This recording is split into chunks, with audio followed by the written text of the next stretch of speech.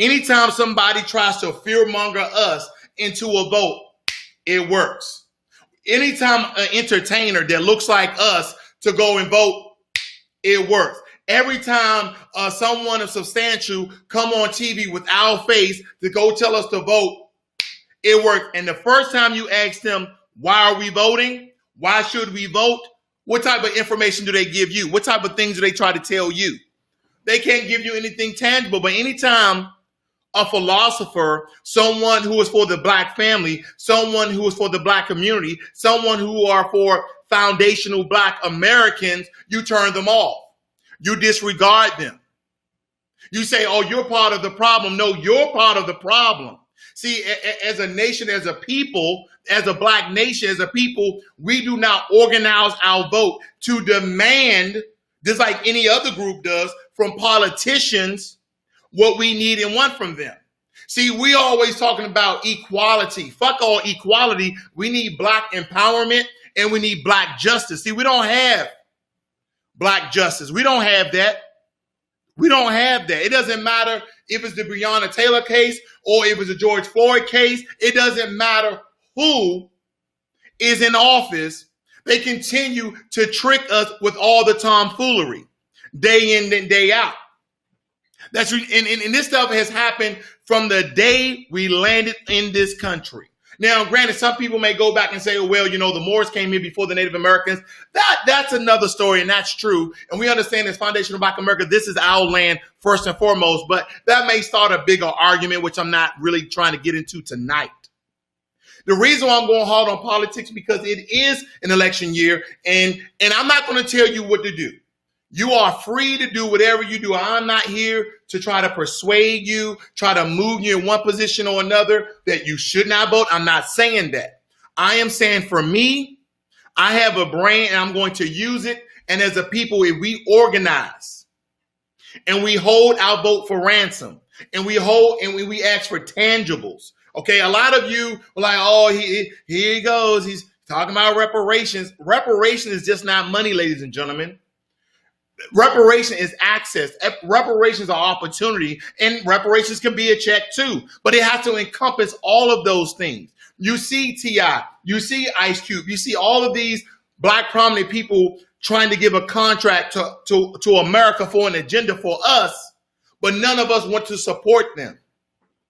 None of us want to support them. See, we want to condemn people like Dr. Boyce Watkins. We want to condemn people like Dr. Claude Anderson. We want to condemn people like a Tariq Nasheed or Dr. Umar Johnson. We want to condemn those people who speak up for us and they take the heat and they're on the front lines, either it be the African diaspora or to be Foundational Black America. They're on the front lines fighting and sacrificing themselves for us. But what do? We're like, oh, well, I'm going to vote. Why are you voting? I'm not saying you shouldn't vote.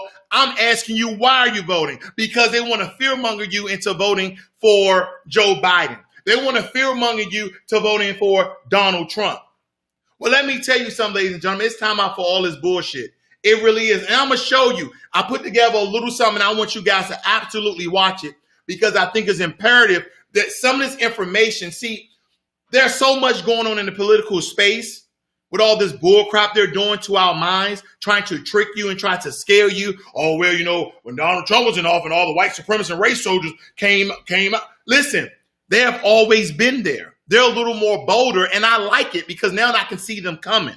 Now they're losing their jobs. See, this was you should like.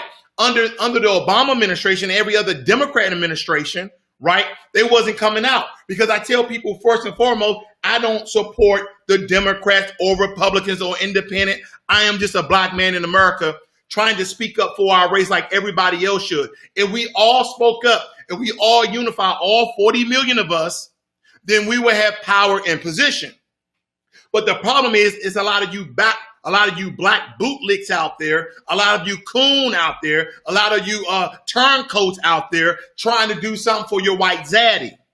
That's the issue with us. Every time somebody offer us something, we go and take it. Daniel Cameron, talking about as a black man, get the hell out of here. See, what you guys don't understand is who was Uncle Tom? Who was Uncle Tom versus the Sambo? See, see the lack of information and the lack of and they were so ignorant. Let me calm down. The lack of information in the ignorancy in our community is astounding because none of us do research, none of us read, we do none of these things. So we go and listen to the white media. We listen to the white media and anything that they feed us. Who won a debate between Kamala Harris and Mike Pence? Who freaking cares? They offer the black community jack and shit. That is what they did. And time again, they continue to tell us to our face that we're going to do nothing specifically for black people. Any policy that will benefit black people will benefit all of society. Let's be clear about that. Let's really be clear about that. So I'm not going to sit here and say I'm going to do something that's only going to benefit black people. No. As they're in your face, tell you everything they're going to do for immigrants, everything they're going to do for Hispanics, everything they're going to continue to do for white people. And granted, let me tell you something, living in a system of white supremacy, you should be waking the hell up. Let me put a disclaimer out here for some people get it twisted.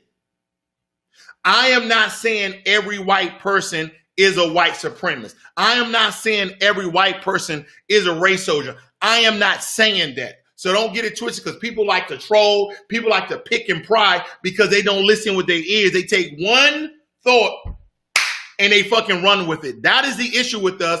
We have no unity. See, we'll have uniformity, which is different. We all look the same. We all dress the same, but we don't have any unity in our community. That's the problem. You know Queen Latifah old song, UNITY, that's for unity. We don't have none of that. We don't have none of that because when the powers that be, when the powers that be comes to pander us and pay us little side change to sell out our race, we're the first mofos to freaking do it. We're the first one to sell out our race. Those coons out there, those sellouts, those turncoats, okay? The reality also is this. Any policy that will benefit black people will benefit all of society. Let's be clear about that. Let's really be clear about that.